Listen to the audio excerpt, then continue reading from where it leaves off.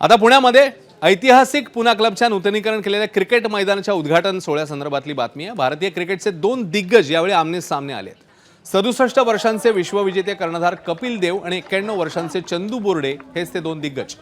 महत्त्वाचं म्हणजे कपिल देव यांच्या गोलंदाजीवर यावेळी चंदू बोर्डे यांनी ज्या जोमाने आणि सफाईदारपणे फलंदाजी केली ते पाहून उपस्थित थक्क झाले।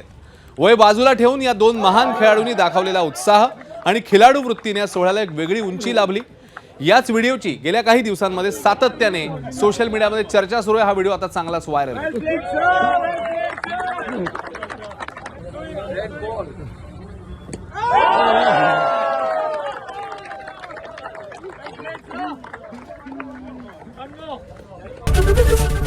एबीपी माझा, उघडा डोळे बघा नीट।